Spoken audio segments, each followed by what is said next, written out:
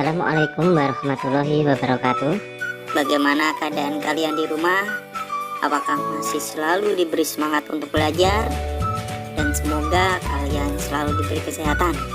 Bapak harap kalian selalu semangat belajar ya, walaupun di rumah tidak tatap muka dengan guru-guru kalian. Oke, kali ini Bapak akan menerangkan atau membahas yaitu materi tentang renang gaya dada, atau sering kita sebut dengan gaya katak. Renang gaya dada sering disebut pula renang gaya katak karena gerakannya seperti katak berenang. Ini ada gambarnya seperti itu, dilihat dari samping atas. Lalu yang pertama, aktivitas pembelajaran gerak dasar renang gaya dada. Yang pertama yaitu adalah aktivitas pembelajaran gerakan peregangan atau pelemasan. Ya, kita sudah ketahui bahwa dalam setiap aktivitas olahraga kita harus selalu melakukan pemanasan terlebih dahulu. Agar apa? Supaya terhindar dari cedera. Dalam aktivitas ini sangatlah penting harus dilakukan karena manfaat dari pemanasan itu supaya kita terhindar dari cedera, yaitu biasanya kram otot kalau di dalam air. Itu sangat berbahaya buat kalian. Yang kedua, aktivitas pembelajaran gerakan kaki atau tungkai di darat. A. Terlungkup di atas meja. Ini ada gambarnya dari gerakan A, B, C, dan D. Bisa kita pahami. Yang B, terlentang di lantai. Ya, gambarnya ada seperti itu. Cara pembelajaran renang gaya dada di lantai sebagai berikut. A. Berbaring terlentang, kaki rapat dan kedua tangan di samping badan. B. Angkatlah kedua kaki dari lantai.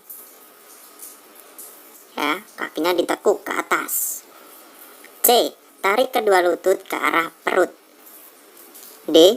Tendangan kaki melebar ke samping. E. Kemudian luruskan kembali kedua kaki ke posisi awal. Oke, sekarang kita akan percobaan di kolam renang. Ya, ini ada gambarnya. Yang pertama adalah berdirilah di pinggir kolam.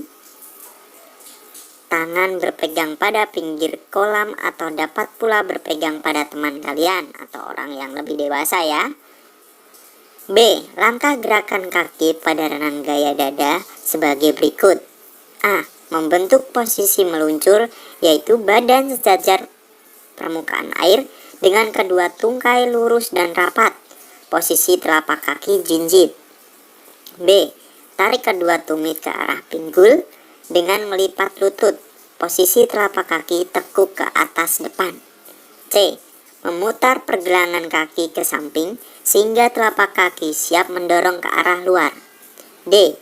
Dorong telapak kaki secara serentak dan kuat ke samping sambil memutar pergelangan kaki. Akhiri dengan lecutan kedua ujung kaki sehingga posisi telapak kaki jinjit. E. Akhir lecutan kedua ujung telapak kaki, badan dan kedua tungkai diluruskan ke posisi semula. Meluncur ya. Itu ada gambarnya seperti itu dari samping, tampak samping dan tampak belakang. 3.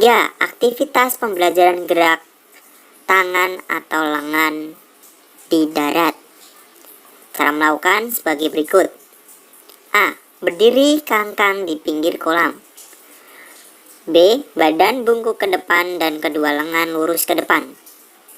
C. Telapak tangan dirapatkan dan wajah terlungkup di antara kedua tangan sampai batas telinga. D.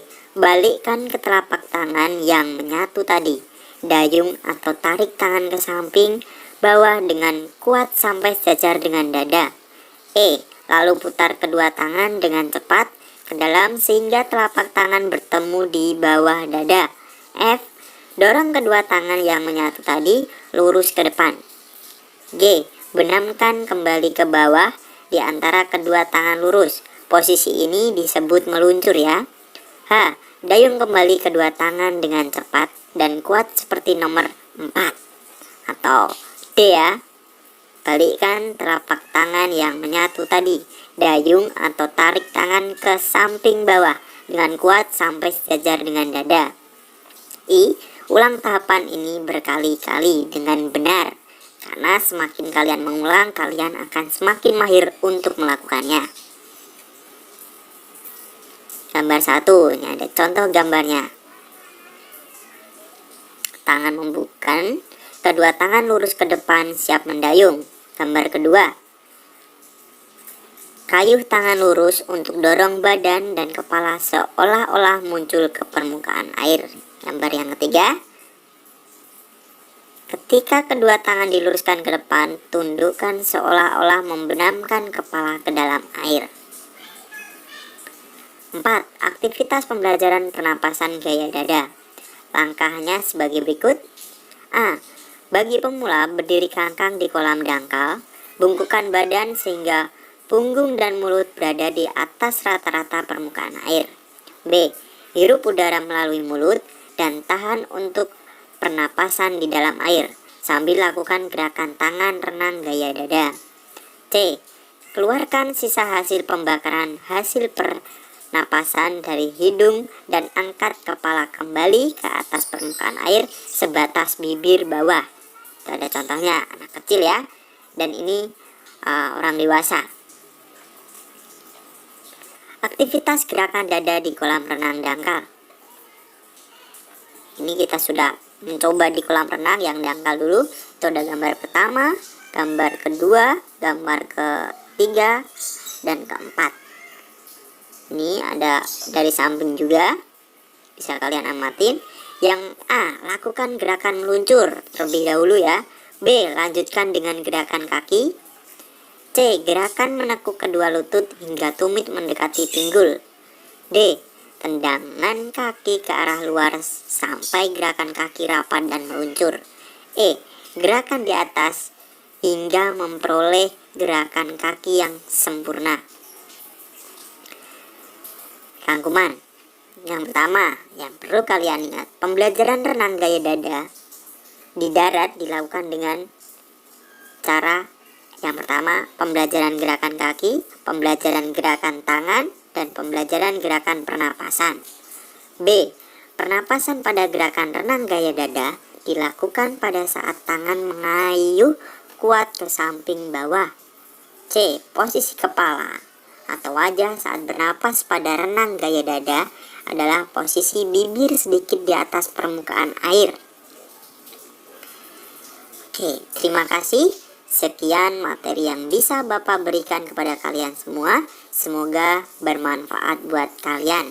Selamat belajar, semoga dapat bermanfaat buat kalian semua.